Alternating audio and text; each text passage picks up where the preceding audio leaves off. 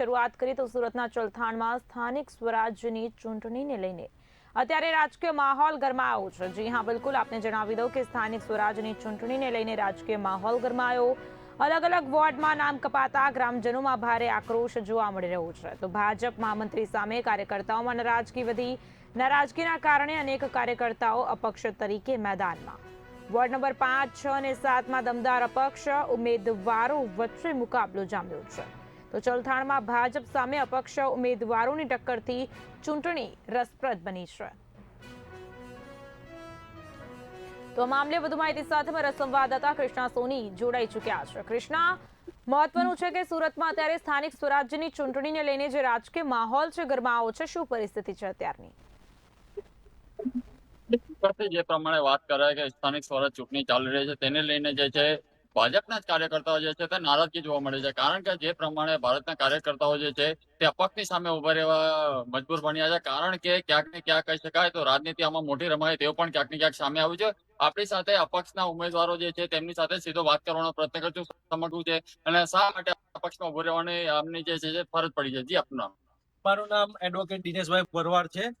અમે જે અમારા કાર્યકર્તા છે જે 25 વર્ષથી ભાજપમાં જોડાયેલા છે અને ગ્રાઉન્ડ ઝીરોને અમે ભાજપના કામ કરતા આવ્યા છે અને ભવિષ્યમાં બી અમને કોઈ પાર્ટી સાથે કોઈ મતભેદ નથી ભાજપ સાથે ને અમે હંમેશા ભાજપનું કામ કર્યું છે ને આગળ પણ વિચારશું। પણ અત્યારે હાલ એક જે અમારા સુરત જિલ્લાના અમારા કડોદરા નગરના મોટા નેતા છે, હું કોઈનું નામ લઈને કે કોઈ બી કરીને વસ્તુ કરીને કોઈના પર છાંટા નથી ઉછાળવા માંગતો, પરંતુ એક મોટા નેતા જો પોતાનો અહમ સંતોષવા માટે ગ્રાઉન્ડ ઝીરો પર જે કાર્યકર્તા પોતાનો નાનો એવો પ્રયત્ન કરતા હોય છે કે ક્યાંક ને ક્યાંક પાર્ટીનું કામ કરીને પાર્ટી અમને પણ એનું ઋણ ચૂકવે, જ્યારે પાર્ટીને ઋણ ચૂકવવાનો વારો આવ્યો ત્યારે આવા નેતાઓ પોતાનો અહમ સંતોષવા એ ગ્રાઉન્ડ ઝીરોના કાર્યકર્તા પોતાને ઓવરટેક ના કરી જાય તેના કારણે માત્ર ને માત્ર દ્વેષ ભાવ રાખીને ટિકિટ કાપે છે। એના માટે આત્માને જે ઠેસ પહોંચે છે, એના લીધે જે પાર્ટીને ઠેસ પહોંચે છે તે બહુ ખરાબ વસ્તુ કહેવાય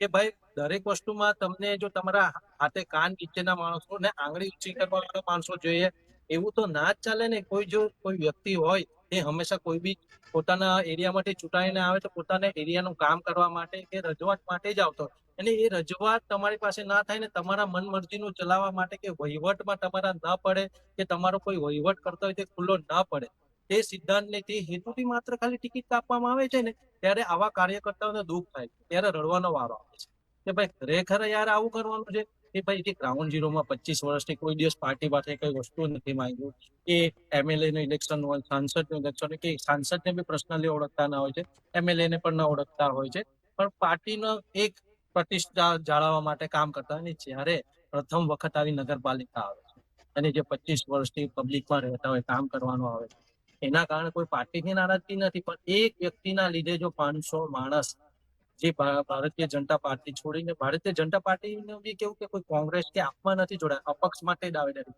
એમ કે પાર્ટીના વફાદાર રહ્યા છે, પાર્ટી સાથે એને કોઈ મતભેદ નથી, પણ એક વ્યક્તિ આવું કરે તે તો ના ચાલે ને। આ ક્યાર સુધી આવું સહન કરવામાં આવશે? ને પાર્ટી એક બાજુ એમ કહે છે કે ભાઈ કે જે વોર્ડનો મેમ્બર હોય તે જ વોર્ડમાં ઇલેક્શન કરે, ત્યારે આવા સમયે પાર્ટીનો નિયમ ભંગ કરીને વોર્ડ નંબર 5 નો વ્યક્તિનો વોટ ત્યાં જ બોલતો હોય, આનો સ્થાનિક હોય ને જ્યાં ત્યાં વોર્ડ નંબર 7માં ઇલેક્શન લડવા માટે જાય છે અને ત્યાંનો સ્થાનિક કે જે એના પોતાનો એરિયો સમાજ કે 20 વર્ષથી ભાજપના કાર્યકર્તા હોય એવા જ અમારા એક એડવોકેટ મિત્રની બી ટિકિટ કાપવામાં આવે છે અને એવા જ અમારા ગામના ડેપ્યુટી સરપંચ કે જે 2 વખત બિનહરીફ ડેપ્યુટી થયા છે, 2 વખત બિનહરીફ સભ્ય થયા છે। હા, એનું ખાલી એટલો જ વાંક છે કે એના સાથે યુવા વર્ગ જોડાયેલો છે, એનું ગ્રાઉન્ડ ઝીરો મજબૂત છે। હા, અને હાલ કે કડોદરામાં બક્ષી પંચની જે સીટ આવી છે પ્રમુખની, એ ક્યાંક જીતીને બક્ષી પંચના પ્રમુખની ઉમેદવારી ના કરે ને મારાથી ઉપર ના જાય, આવી તો કેવો ડ્રેસ ભાવ છે। આ વાત પાર્ટી જો નોંધ નહીં લેશે તો પાર્ટીને પાર્ટી જ ખલાસ કરશે ને આવા નેતાઓ જ પાર્ટીને પૂરો કરશે ને ક્યાંક ને ક્યાંક એવા છાંટાઓ જે છે કે વહીવટ થઈને ટિકિટ આપવામાં આવી છે, અમને પણ દુઃખ લાગે છે કે આવી રીતના તો કોઈ કાર્યકર્તા કામ નહીં કરશે। અને વિનોદભાઈ જે પ્રમાણે વાત કરી કે હાલમાં જે છે તે ભોળાભાઈ ઉપસરપંચ રહી ચુક્યા છે, એમને 2 વાર કહી શકાય તો દમદાર જીત પાણી છે, પરંતુ શું કામ ફરજ પડી કે ભાજપની સામે જ અપક્ષમાં લડવું પડ્યું? એનું કારણ એ છે કે અમે ઉપલા નેતાઓ વર્ગમાં કે જિલ્લામાં તમામ અમને એવી વાત મળી છે કે દરેક વ્યક્તિ એમને ટિકિટ આપવા માંગતા હતા, પરંતુ માત્ર ને માત્ર એક વ્યક્તિએ પોતાનો અહમ સંતોષવા માટે ટિકિટ કાપી છે. એવા અમને સૂત્રોથી સમાચાર છે.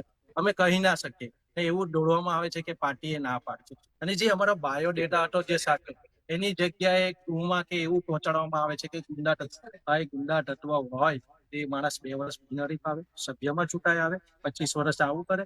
બ્લડ ડોનેશન જિલ્લામાં સેકન્ડ નંબરે જ્યારે સભ્ય જોડવાના હતા ઓનલાઈન ઓફલાઈન અમારા એમએલએ 169 ઈશ્વર પરમાર બારડોલી સાહેબ માટે બી એમણે કામ કર્યું છે, સાંસદ માટે બી. પણ માત્ર એમની ભૂલ એ થઈ છે કે એમણે કોઈ રીલ નથી બનાવી કે કોઈ ખોટો દેખાવ નથી કર્યો. પણ પાર્ટીએ કોઈ બાયોડેટા જોયા વગર જી કે એવા વ્યક્તિને ટિકિટ આપી જી છે કે કૃષ્ણ જે ભવિષ્યમાં તાલુકા પંચાયતમાં જે પ્રમાણે દિનેશભાઈ વાત કરી કે ટોટલ કેટલાક લોકો રાજીનામા આપ્યા. આમાં રાજીનામામાં એવું છે કે અમારા અહીંયા ત્યાં નગરપાલિકામાં જોડાયા હતા ત્યારે કોઈ યુવાને મહામંત્રી પદ કે બક્ષી પંચ યુવા એસટી એસસી મોટા પદ એવા મોટા મોટા પદ આપવામાં આવ્યા હતા. ને એ બધા કેવા હતા ગ્રાઉન્ડ ઝીરોના છોકરાઓ હતા અને ખુશીથી કામ પણ કરતા હતા. પણ ત્યારે આ ફરજ કેમ પડી છે કે ભાઈ અમારા માર્ગદર્શક હોય જેના લીધે અમે કામ કરીએ છીએ એ માણસ રાત દિવસ જોયા વગર અમારા માટે કામ કરે છે. એવા માણસની જો ટિકિટ કાપતા હોય તો પાર્ટી કાલે અમારી સાથે શું કરશે? એ જોઈને આશરે અમારા ગામમાંથી 20 થી 22 હોદ્દેદારોએ આપ્યા છે અને અત્યારે સુધીમાં 200 થી 300 કાર્યકર્તાએ પણ રાજીનામા આપ્યા છે અને ભવિષ્યમાં કાર્યકર્તાઓ એવું કહે છે કે હાલ આપણે જે ટિકિટ જે લેટ જાહેર થઈ છે ટિકિટ જે લેટ જાહેર છે તે સમય જી ઓછો મળ્યો કૃષ્ણ છે. બાકી અમારો પ્લાન એવો હતો કે 1000 છોકરાઓ ભેગા થઈને હર્ષસંઘવી સાહેબ પાસે જઈએ અને રજૂઆત કરી કે સાહેબ આ દુઃખની ઘટના છે કે લોહીથી જોડાયેલા છે, લોહી વેડફ્યું છે પાર્ટી માટે અને આવું નથી. દિનેશભાઈ અપક્ષમાં કેટલા લોકો અત્યારે હાલ ઉભા છે? અપક્ષમાં અત્યારે હાલ અમારા 9 કેન્ડિડેટ ઉભા છે. અત્યારે ફોર્મ ચકાસણી ચાલી રહી છે. હવે એમાંથી ફોર્મ કોના કદાચ કઈ ભૂલ ના નીકળે તો 9 પાસ થાય છે. એટલે અમે કોઈ પાર્ટીનું વિરુદ્ધનું કામ કરતા નથી. પણ પાર્ટીએ જ્યારે અમારું ઋણ ચૂકવવાનું આવ્યું ત્યારે પાર્ટીએ કઈ અમારું સાંભળ્યું નથી.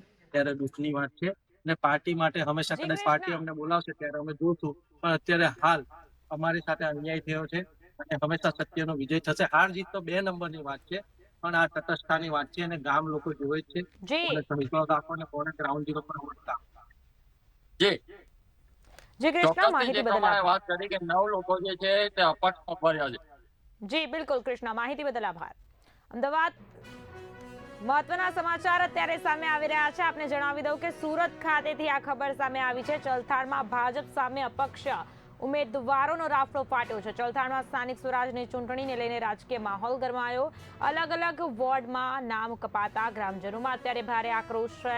તો ભાજપના મહામંત્રી સામે કાર્યકર્તાઓમાં નારાજગી પણ વધી છે. જેવી રીતે વાત કરવામાં આવે નારાજગીના કારણે અનેક કાર્યકર્તાઓ અપક્ષ તરીકે મેદાનમાં આવ્યા.